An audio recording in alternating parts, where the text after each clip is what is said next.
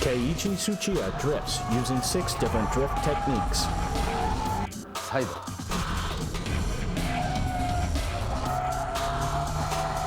シフトロック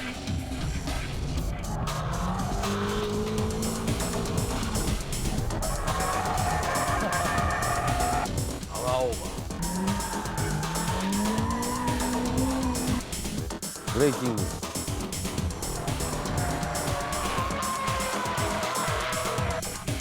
フェイント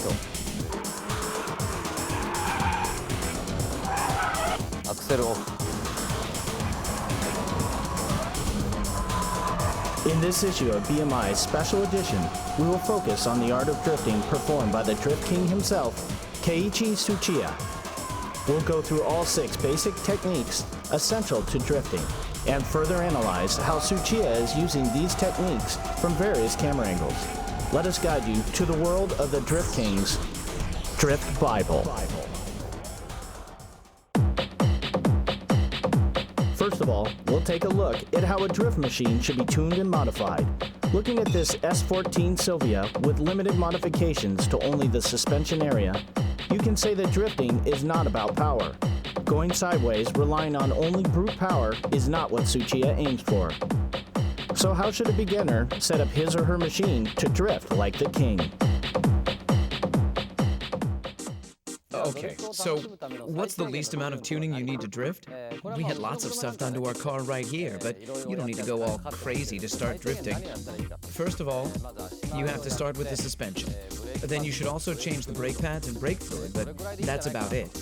And if you're lucky enough to be able to spend some more, upgrading the CPU, exhaust system, seats, steering, and shift knob may be a good idea. And as you improve, maybe changing LSDs might be good in the future. Anyway, what I want you all to understand is that you don't need loads of money to enjoy the sport of drifting. Let's check out the 6 basic techniques that Tsuchiya actually applies to drift. See how Tsuchiya triggers the tail to slide with each move. To make it easier to analyze each drifting procedure at low speeds, we'll use the second hairpin at a Bisu circuit going counterclockwise. To begin with, I'll show you what I was doing back in the days, long before anyone recognized me. This should be the entry-level technique for all novice drifters. First of all, I cut the spring shorter on my car, and then you go out and turn your car sideways. There's no difficult weight transition involved here. We'll first use the e-brake to go sideways. Then we'll try what's called the shift lock, and then on to the power drift. That doesn't require much skill. I'll show you these 3 techniques.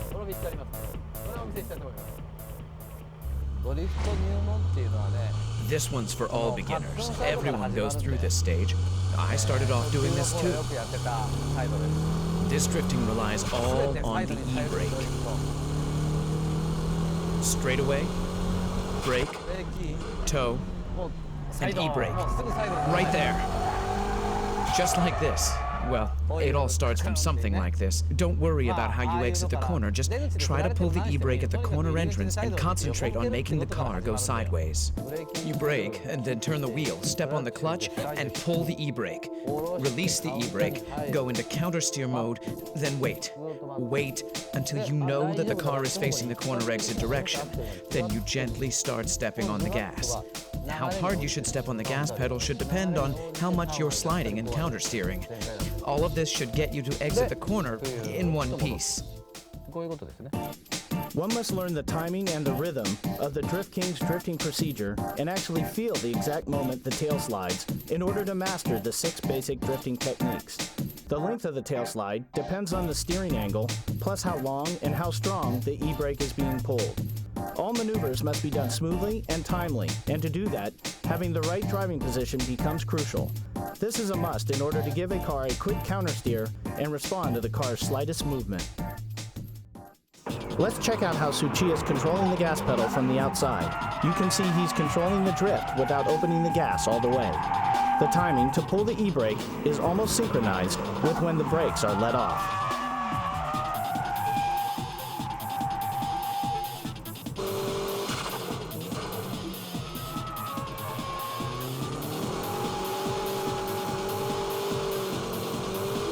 The second technique is the shift lock. Notice that Tsuchiya's right foot is not doing the heel and toe move. Okay, let's now look at the shift lock. I used to do this on snow and wet surfaces. I don't recommend to do this on dry roads, but here we go.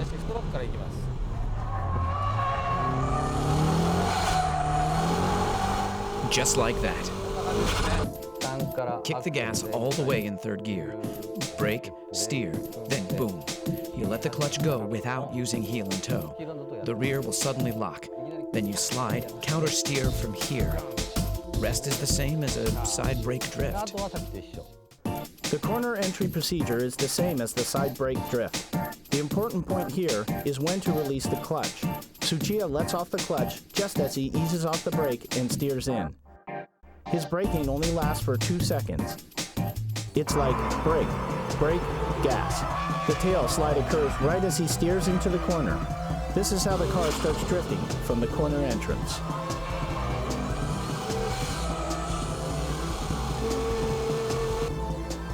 In power over drifts, throttle control is the key.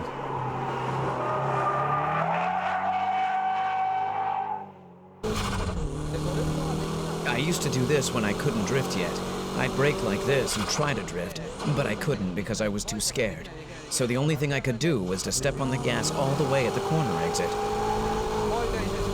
I used to practice this on the snow as well. When you can't do anything about the strong understeer at the corner entry, you should try this on snow or on a wet surface to practice. Steer into the corner even if you feel the understeer, and at the corner exit, just floor the gas and make your car go sideways, and as you exit, countersteer. This should be the easiest way to drift at the entry level rather than side brake drifting and shift lock drifting. You should practice this on a slippery surface, and remember not to step on the gas until you've reached the corner exit point. Because if you give too much gas before this clipping point, you'll end up understeering. In this case, the corner entry is the same as before, gradually opening up the gas until the clipping point. Then Tsuchiya loosens up the gas for a moment, and then he kicks in the gas pedal to get the tail sliding. Power over drifting needs strong front tire grip. This is the reason why Tsuchiya loosens the gas to make the weight shift to the front. By this time, you've mastered the entry-level drifting. And if you're in control of the car's weight transition, you can pull your e-brake lightly. Just a tad so that people watching can't even tell you're pulling the e-brake. Then you'll learn how to drift using shift lock and braking. But this entry level is a good starting point for all beginners. How is the weight transition being done? Let's check out the braking drift.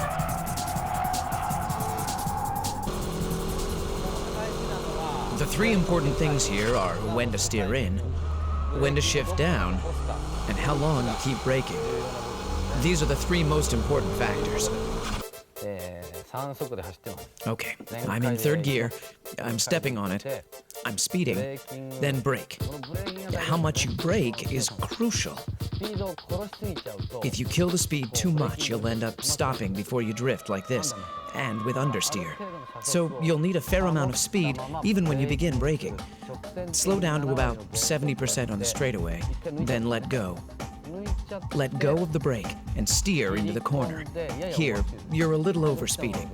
If you brake through the corner, you'll end up with understeer. So first brake and then turn, heel and toe and steer in towards the clipping point. You'll be overspeeding here as well. Then you shift down to second gear while leaving your foot on the brake. Let's say you're running around 5,500 revs when you shift down to second gear. Release the clutch like you're running around 5,400 revs, but don't let the gears lock. It's similar to shift lock drifting, but you don't lock the rear tires with braking drift. Anyhow, that's how I do it. Sometimes I drift by only braking, like through corners where I can enter and exit in second gear. I step on the brakes, leave the brakes on, then turn, and I brake once again towards the clipping point. Then the car starts to slide. With this kind of drifting, I concentrate on the front and rear brake balance. If only the front brakes work and the rear don't, it's impossible to brake drift. You can't control the shifting weight of the car if only the front brakes work. Obviously, braking is the key here. Tsuchiya is not braking hard at all. He's stepping on the brake with a certain rhythm to adjust the speed. If you coordinate the steering work to the braking, you're a step closer to Tsuchiya's braking drift.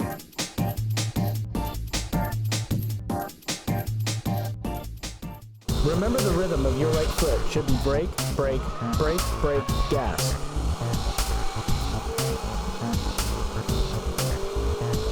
Steering into the corner and shifting down should be done simultaneously.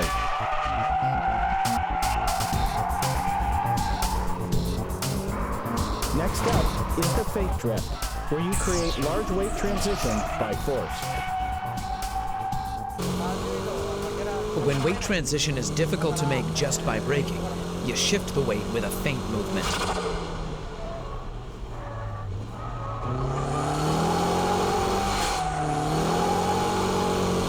Quickly steer like this, and at this point, my foot is off the gas. And when I juke the car like this, the car bounces back with the weight, and that's when I step on the gas pedal. It's just like a pendulum, and you use that return force to make the weight transition. Here too, I've stepped on the gas, all the way for a second, before I let go, in order to get the car to slide. Once the car is in sliding mode, release the foot from the gas, and control. I used to do this a lot on snow. If you're going too slow, you have to step on the gas to make it happen. But if you're going fast enough, and you steer to the left and quickly steer back to the right, your tail will automatically start to slide. But you know, I wasn't that good back then, so my car would lose speed while I was doing all that. That's when I learned to give the car some gas to make the car slide, so that I can drift, even at such speeds. Because of the inertial force from the FEINT action, the braking doesn't have to be as strong as the braking drift. It's all physics and dynamics, but the rhythm of the right foot is always the same.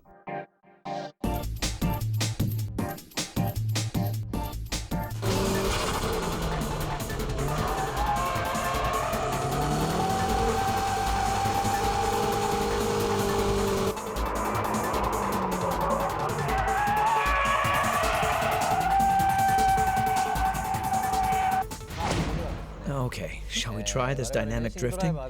This one's pretty difficult, so even professional racing drivers like us can't always get it right. Drifting begins from stepping off the gas, just like the Fuji Speedway's 100R or the final corner at Tsugo.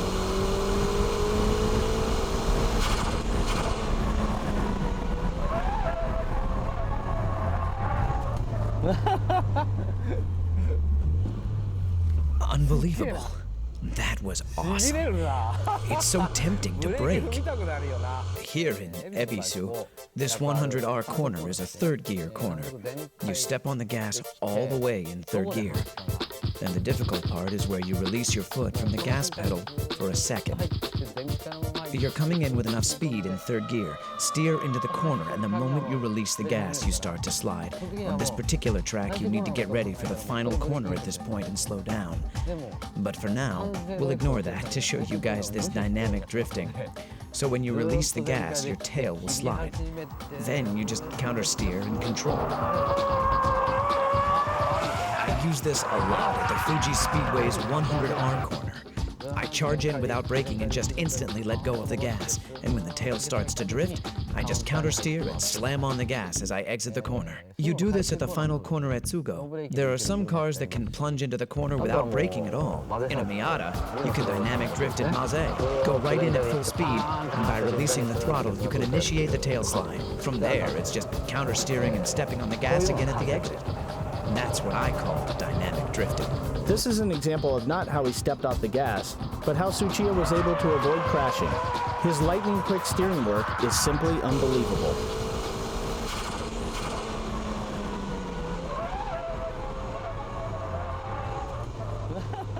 So that was dynamic drifting, which is the ultimate form of all drifting. That wraps up the 6 basic techniques of drifting. I won't recommend the dynamic drifting at the early stages of learning how to drift, since it can be dangerous. With the mastering of all these 6 basic techniques, you too will be able to drift like a pro. The first thing you have to do if you want to take up drifting is not to be afraid. Try to have fun. Don't think too much about weight transition, dynamic drifting, and your suspension setup. Visit a track, go out there and start pulling the e-brake. That's the best way to learn how to drift. After you get the hang of it, try to use all 6 techniques in various corners. Take your car to as many tracks as possible and try different styles of drift. And again, be safe and have fun. The art of Tsuchiya's drifting is that no matter which track it is, or what car he's driving, he can drift beautifully. Why is this possible? Let's see why Tsuchiya is called the Drift King at Maze Circuit.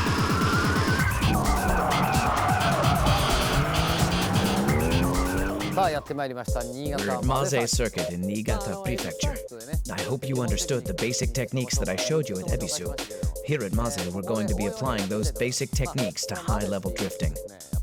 As you can see from the track layout, Maze Circuit is composed of many types of corners, from low to mid-speed corners to high-speed corners, where I can show you the e-brake drifting, power-over drifting, and dynamic drifting.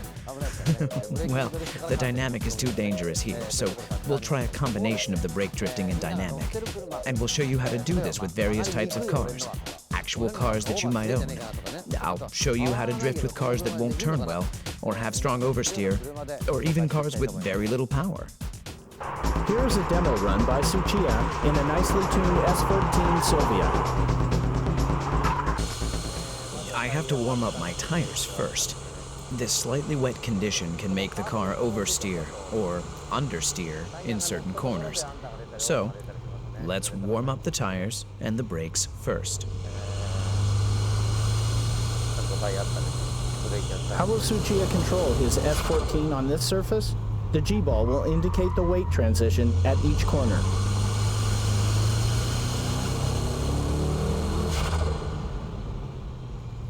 It's wet here, so I'll just pull the e-brake to avoid the understeer. For the first couple of laps, I'll demonstrate the braking drift with this K-Office S14. This S14 is modified with a great suspension system that allows the car to perform high-speed drifting. I should be able to clear all corners with the braking drift.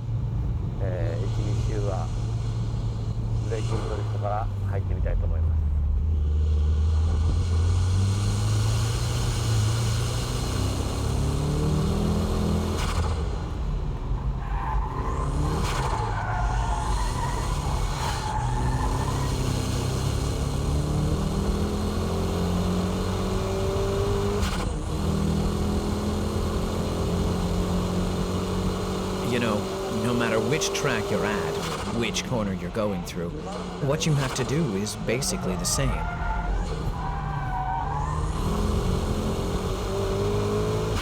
It doesn't matter if you're in Ebisu or Maze. It's the same thing. Braking drift is controlled by the braking power, your braking touch. Oh, it's wet here, so I should take it easy. According to the length of each corner, you need to adjust the force of your braking.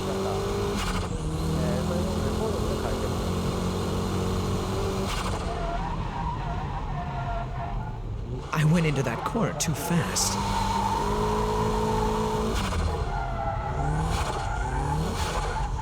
It's all wet here.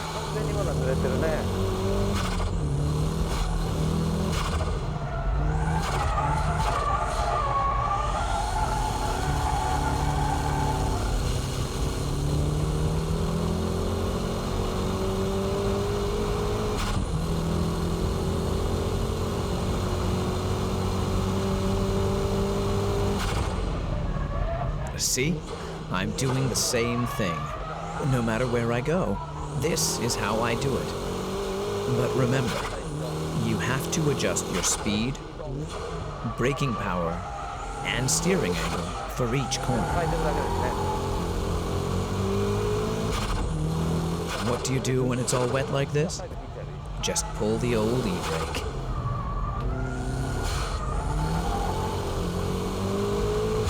In corners where understeer is strong, just pull the e-brake.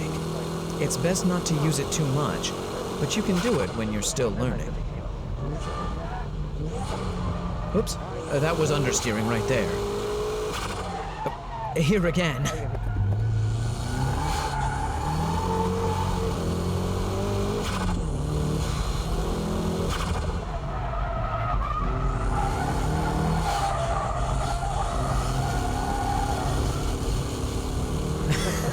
My drifting is a bit wild, isn't it?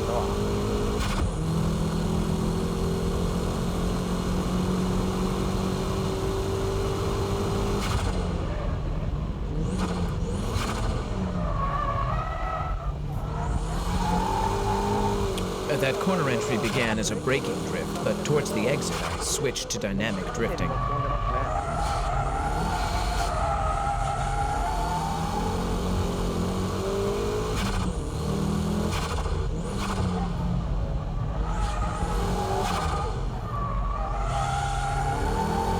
Here I'm power drifting at the exit.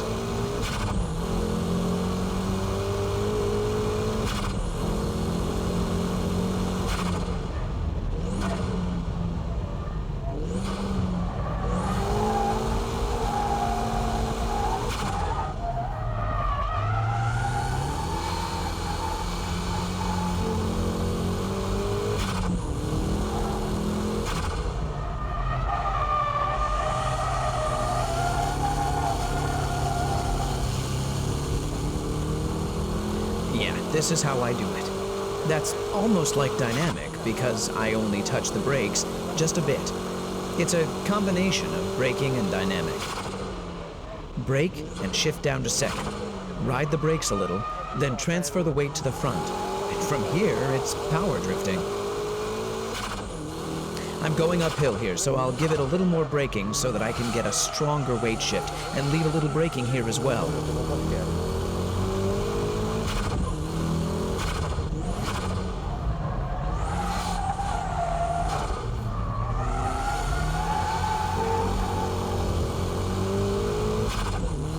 On the S-curves, the FEINT drift should be used.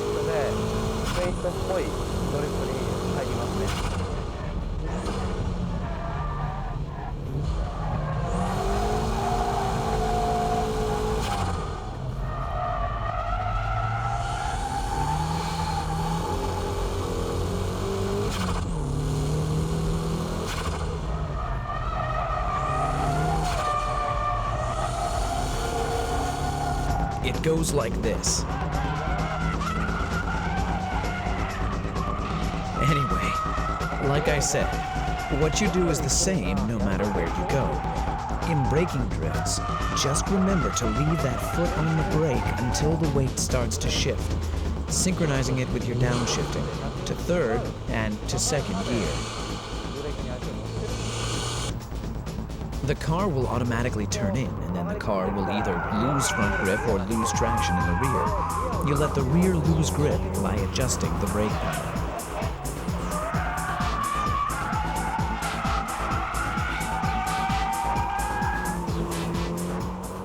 Let's check out how the S14 is acting on this final corner from the outside camera. This well-balanced S14 Silvia goes into braking drift by a light touch of braking and smooth steering work.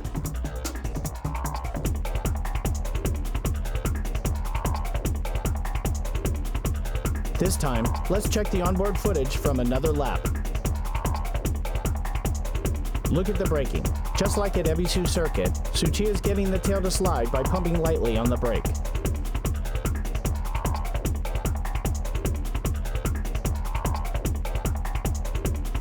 As Tsuchiya countersteers, the G-balls are intact and moving towards the rear very smoothly. A beautiful drift must have smooth weight transition. Pay attention to the angle of his countersteering and throttle control.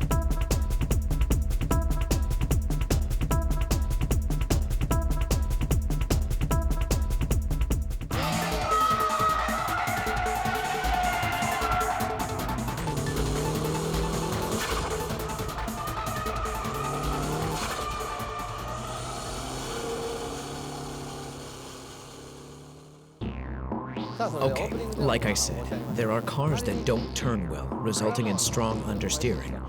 Here we have the Hachiroku and the S13, both which are notorious for understeering and weak front traction. If the car is this low, I don't think the suspension has enough travel. Anyway, Even with cars like this, you can get them to go sideways. But how? Well, let's try it out. What do you do if you think there's going to be understeer?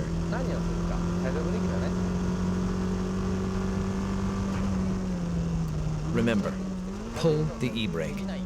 After braking, and if the weight doesn't shift enough, what do? Pull the e-brake. Then you turn, just like this. It's the same here too. If the weight won't shift, e-brake it.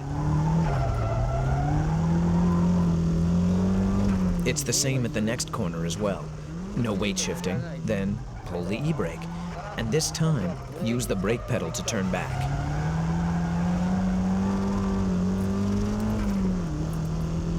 Now, that wasn't so hard, right?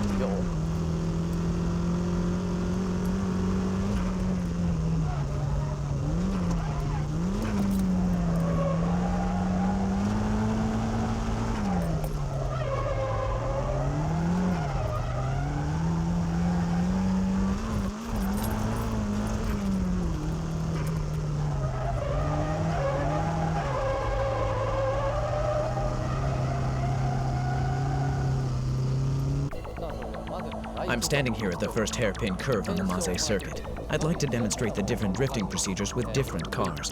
The S14 Silvia has good front grip and a good weight up front, which enables the car to turn easily. All I had to do was create and control the weight transition with my braking.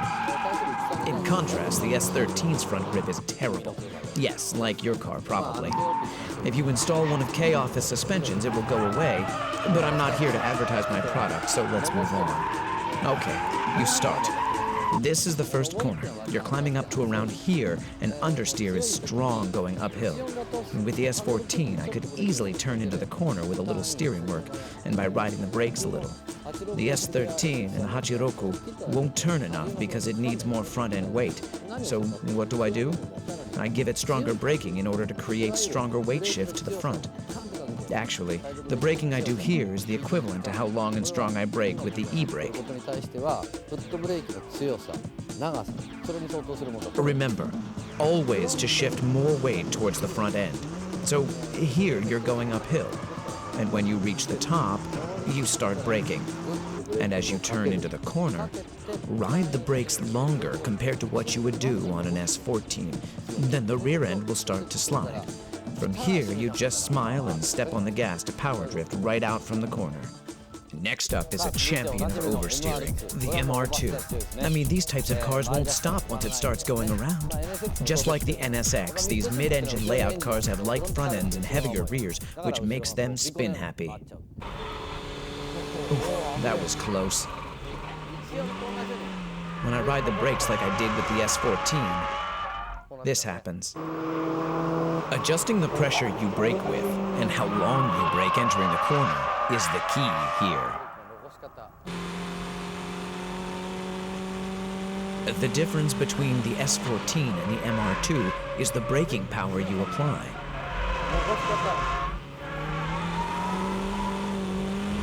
The braking time I ride into the corner is only about half of what I did with the S14.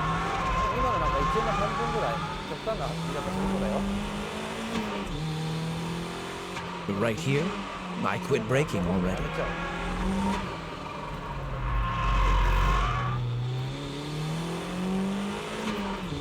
And the braking pressure itself will be weaker compared to the S14. Of course, the method to decrease speed is exactly the same, but here, you leave the brakes on. That's the difference. Here, you begin your countersteer a bit earlier.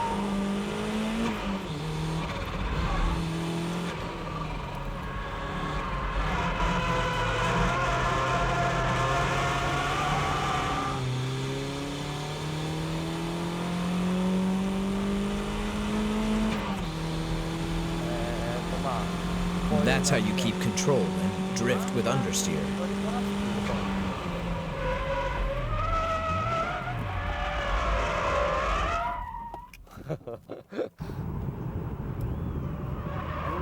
Oops, I thought I had that one. But hey, even monkeys fall from trees.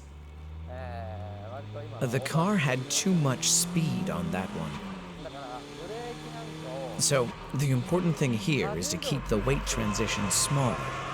Delicate weight shifting is the key here. Like here, I go in like this, but I'll let go of my brakes early. You can tell by looking at the G-ball that the weight transition is smoother compared to the S14. This is how you drift with cars that have strong oversteer. You countersteer as soon as the tail slides. Earlier countersteer is important.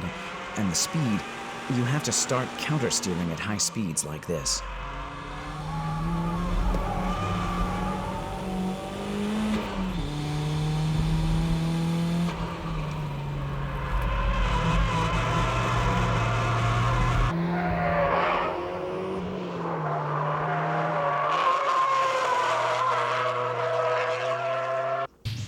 That's how you drift with oversteer cars like the MR2. The difference between the cars I've shown today is like this. The S13, the car with strong understeer, needs big weight shifting. The S14, which has neutral steer, only needs braking drift technique to go into the corners smoothly. Whereas strong oversteer cars, like the MR2, need stability as you brake into the corner.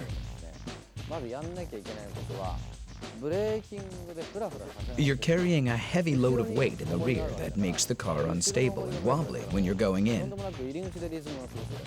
So, stabilize the rear weight and go into the corner, adjusting the amount of your braking according to the steering angle. The amount of weight transition is about half of what you have with an S14. And with only half the pressure on the brakes, these cars can turn in at the same angle as the S14. The S14's countersteer is sharp compared to that of the MR2, so what must be done on the MR2 is the exact opposite. When you steer in, let off the brakes early. The tail end will react and start to slide. Then you countersteer. On the S14, I countersteer at this rate, but on the MR2, I steer like this and wham. That's the kind of difference in steering speed. The important thing here is the speed of your countersteer. Not just here on the first hairpin, but here on the S-curve. And right here as well. When going downhill, the weight becomes larger, so the rear becomes easier to get thrown out. So it's better to turn small here on the first one, so that you can drift on the second corner. The same here.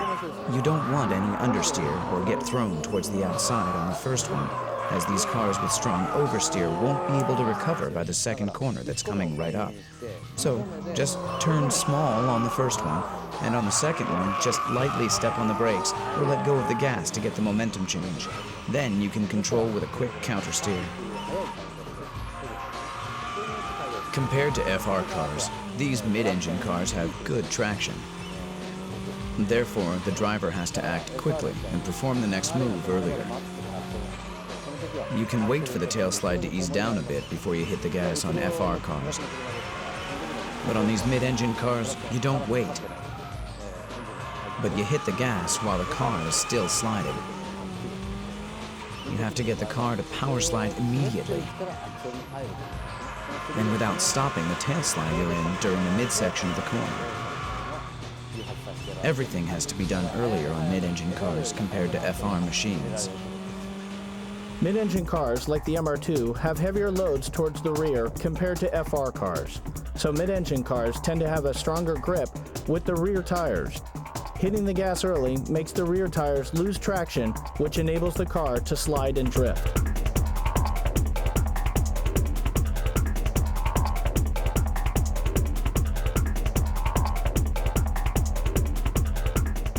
The big difference between the S13 and the S14 is that the action needed to trigger the tail slide is smaller.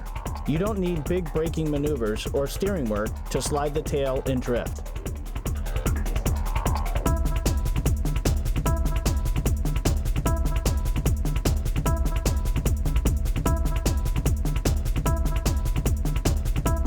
Further, by checking the different laps, you can see Tsuchiya stepping on the brakes with more pressure, but the tail doesn't slide. So he gives it gas, but even that doesn't make the car slide. The last thing he did was letting off the gas to get the car to go sideways. This proves how Tsuchiya can instantly change his applied techniques according to the situation he is facing.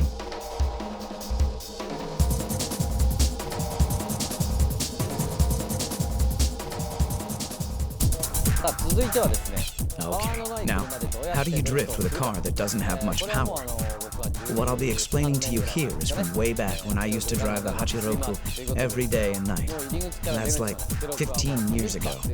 With this car, it's all about flooring the gas pedal all the way from the entrance to the exit. This car's been nicely lowered as well. Mine used to look like this. You have to step on it to make this thing go sideways. With these underpowered cars, you just have to keep the gas on to get it into power drift mode.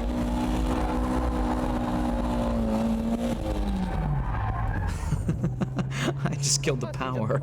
But it's great that I can constantly floor this thing.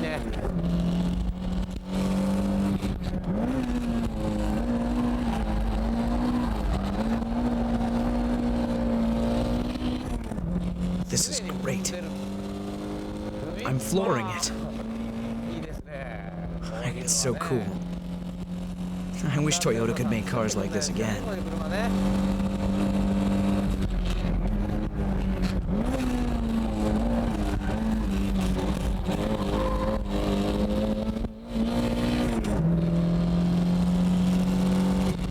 Shift down and put the pedal to the metal. It feels great. Just the right amount of power to have fun.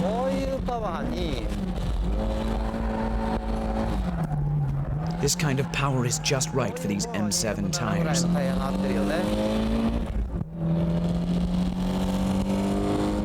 Feels good. Now, this is fun.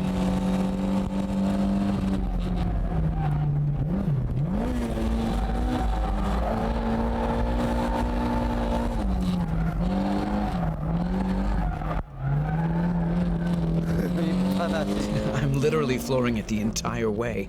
Do you know any other car that can do this?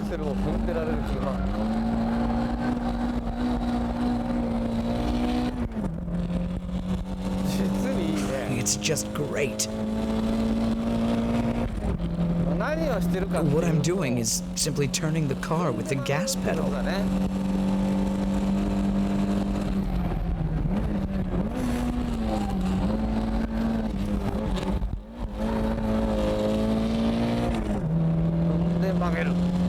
Step on the gas to make it turn, brake, and shift down, then step on the gas again. Step on it to let the rear go. You have to keep revving it within the torque band.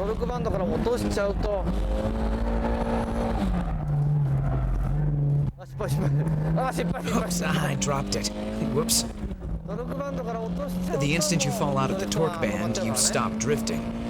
So make sure you rev it up enough to keep it up there.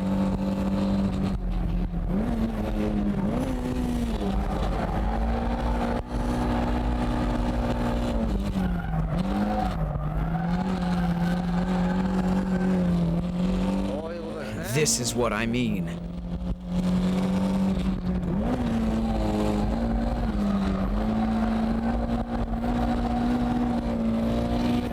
So, how was drifting with an underpowered Hachiroku? This car is a classic, and it will be a classic for years to come.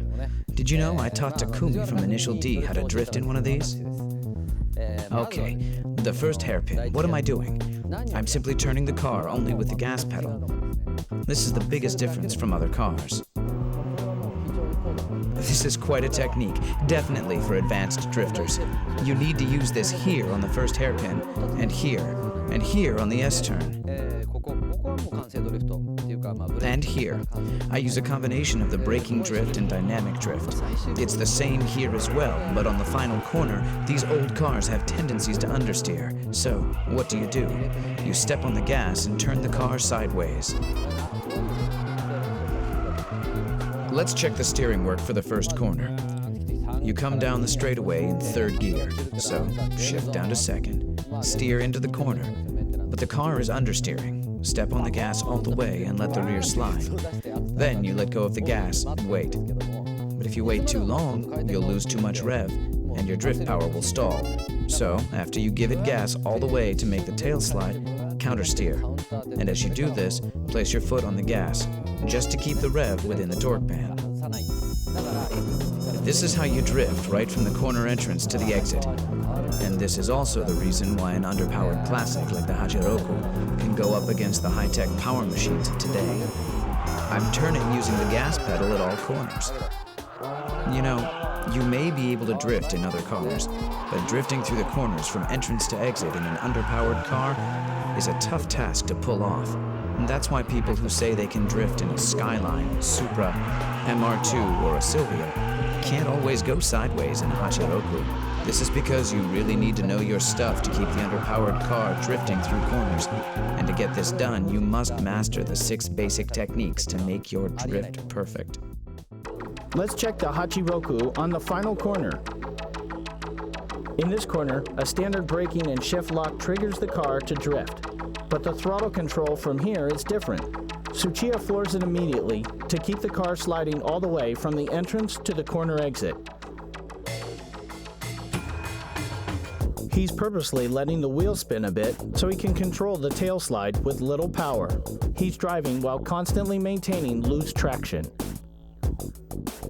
These 6 techniques and their various application make the Drift King go sideways.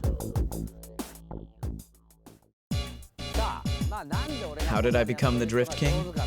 I can only say that I was driving day and night. I guess people call it practicing and hard work.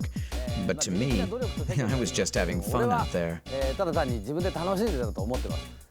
To enjoy driving, or shall we say practice for now, all you need is some safe, clear space. This will be enough. Let's start with a 180-degree turn. The first thing I tried, right after I got my driver's license, is this. Pull the e-brake, and try to end up facing the direction I came from. In my days, it was cool to be able to do this and get it right.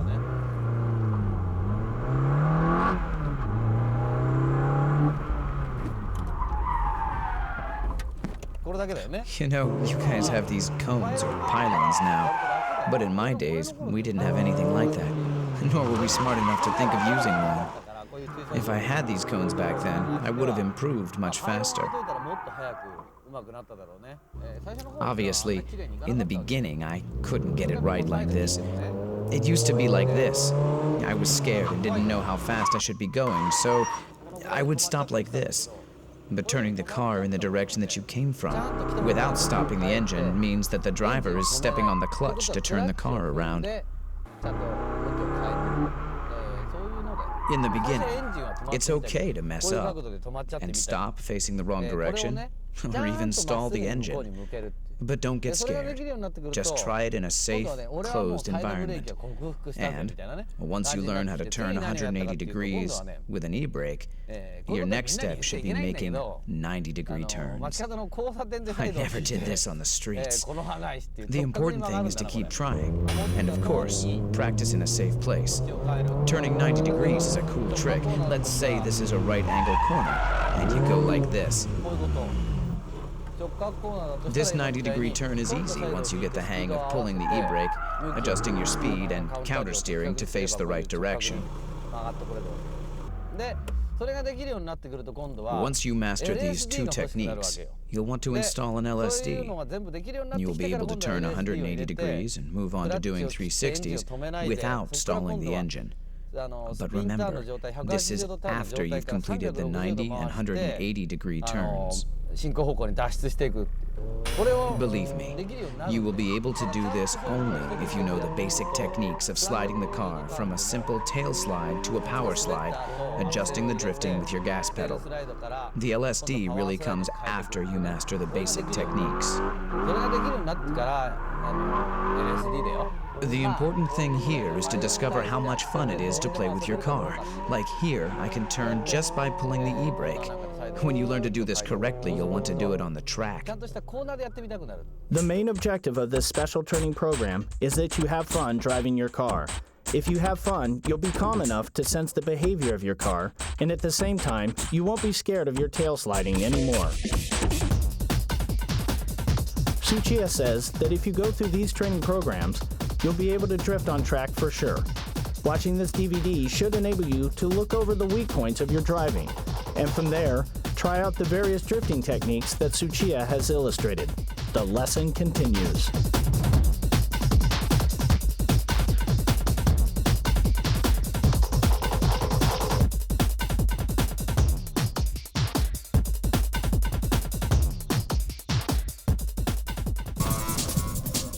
Special training program number 4 is learning how to use the handbrake according to the radius of the corner. Okay, first of all, okay, here. How about this? See, I countersteered and stopped the car facing the direction I want to exit. You have to countersteer toward the exit direction. You can see here that I am actually countersteering. And it's okay to pull the e-brake and stop here. Beginners tend to end up facing the wrong direction, like this. So, controlling the car towards the direction that you want to go is crucial here.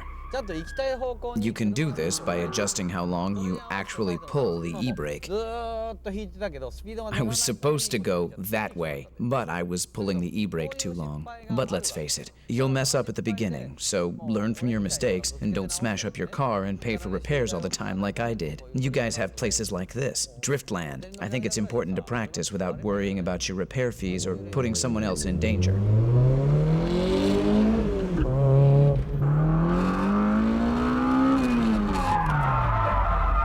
See, here.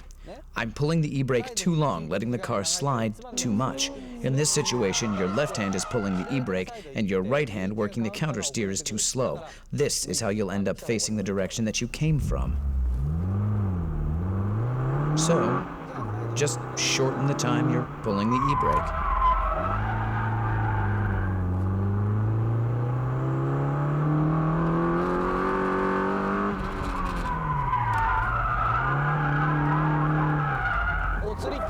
This is what happens when you steer too much. This was a good example. As you just saw, I began countersteering too late, and then I recovered the countersteer too late. As a result, my car just lost control. If all my steering work was done earlier, I could have avoided this.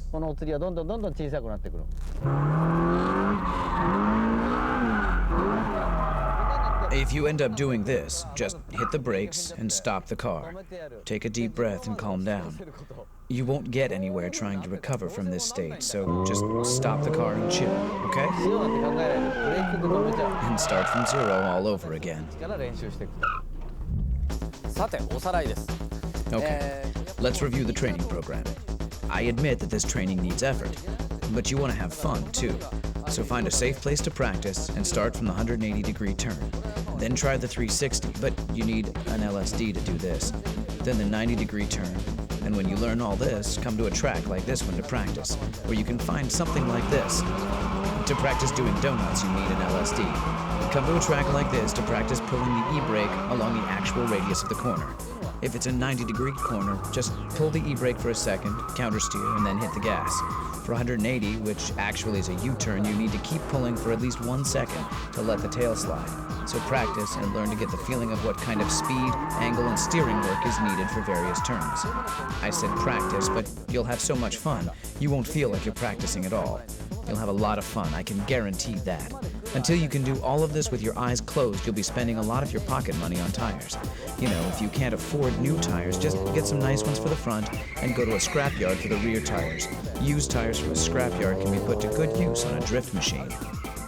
After you practice with used tires and become better at drifting, well, let's say you can countersteer and kick the gas in towards the corner exit and drift properly once every 3 times. You're now ready to get some good tires on all 4 wheels. At this point, you should be wearing the same tires in the front and the back. With new tires, you're dealing with real grip. And here, maintenance is very important. If you are like me, and you love cars, you have to take good care of them, right?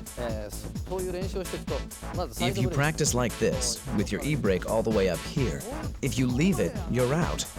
Your e-brake should at least be like this. Sometimes there are guys going like this. I mean, you're not driving a train for crying out loud. So please, use some sense to maintain your car. I used to adjust my e-brakes once a month. Back then, the e-brake was all I had. At one time, I couldn't turn without it. I'm serious. And brake balance is also important. Racing cars have brake balance adjusters, but production cars don't. So we have to adjust brakes by changing the brake pads. Beginners tend to think that just changing the front pads can make some difference. But what a big mistake.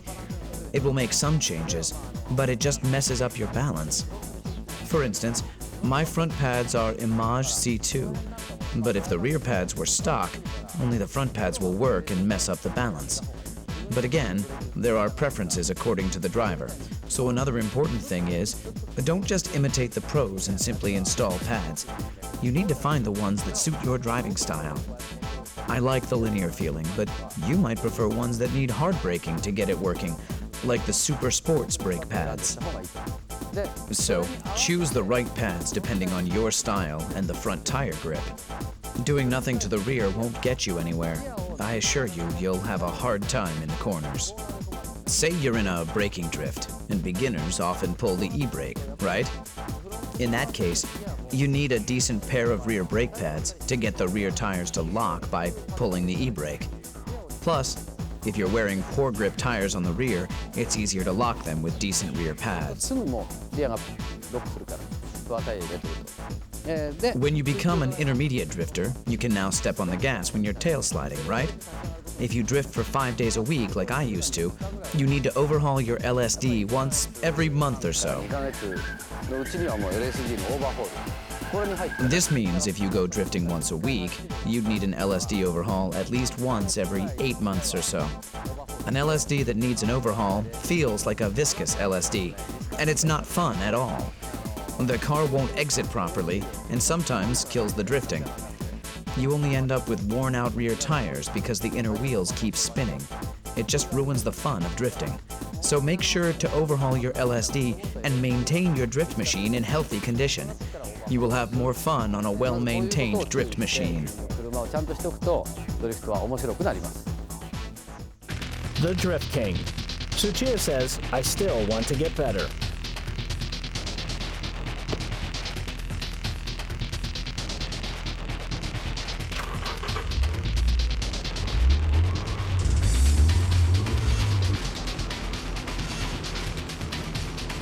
This is Tsuchiya's flat-out drift attack at Ebisu Circuit.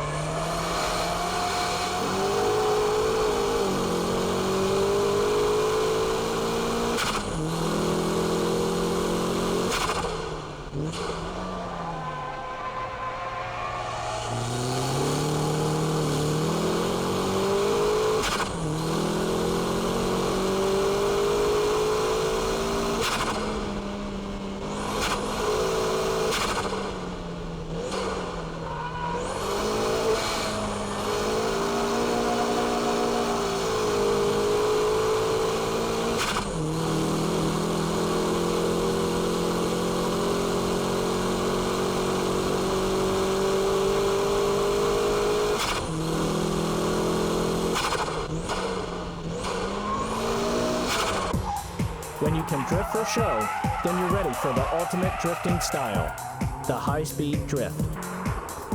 The 6 techniques are still vital for this style of drifting, but now you're going fast. When speed and drift meet, you get the ultimate driving style. The high-speed drift is composed from small countersteering and velocity.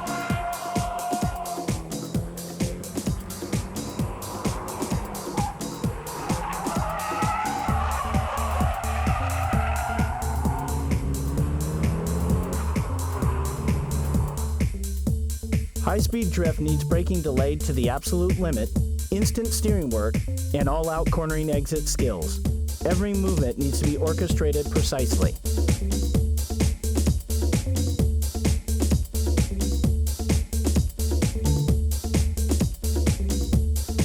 Focus on the steering work as well. In high-speed drifts, tail sliding is controlled and limited, so counter-steering work can be minimized. Wheel spins are limited also, making the car easier to grip and accelerate at the corner exit.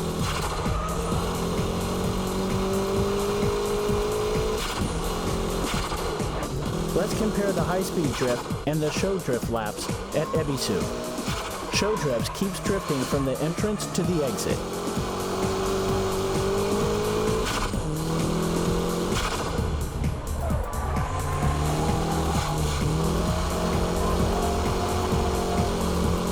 With the high-speed drifting, traction recovery is very quick, even during the counter-steering work.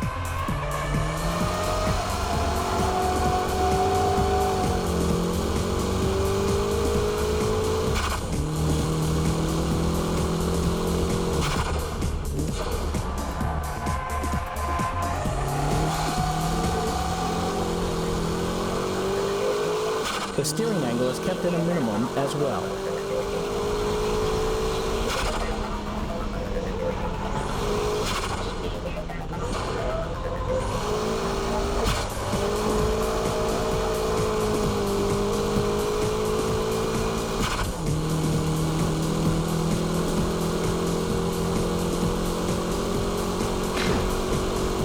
This is the ultimate style of drifting, high-speed drifting.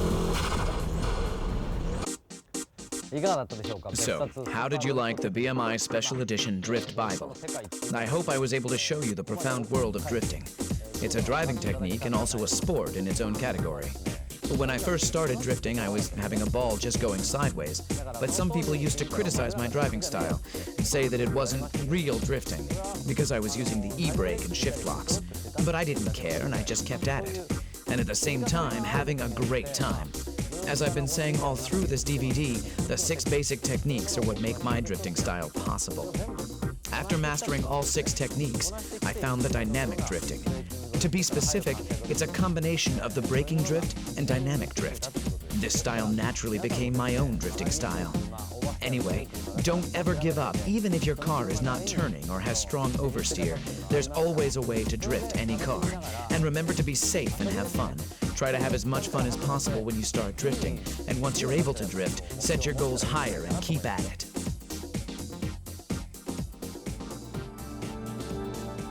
Aim to become the next Drift King.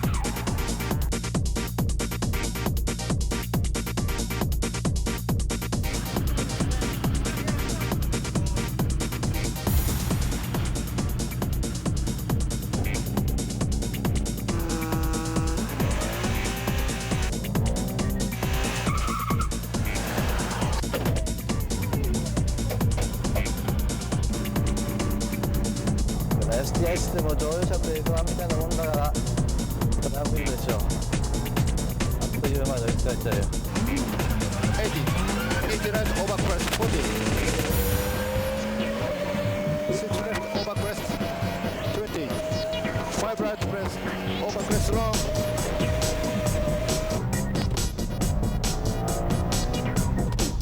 なんか今もう後ろにチラッと見えたよな。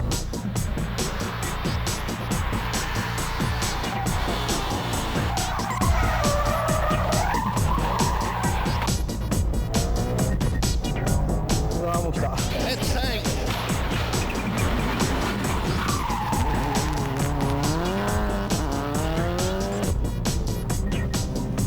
ナビゲーターいるとすごい楽なんだろうな。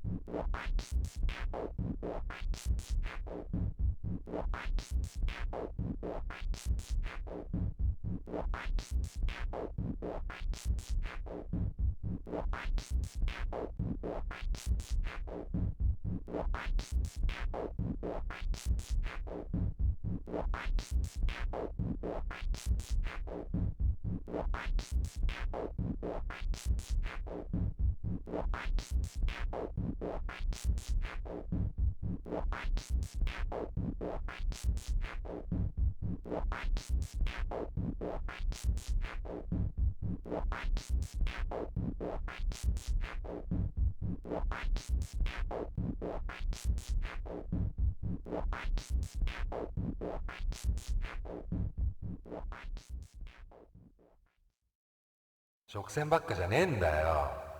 おい、こら。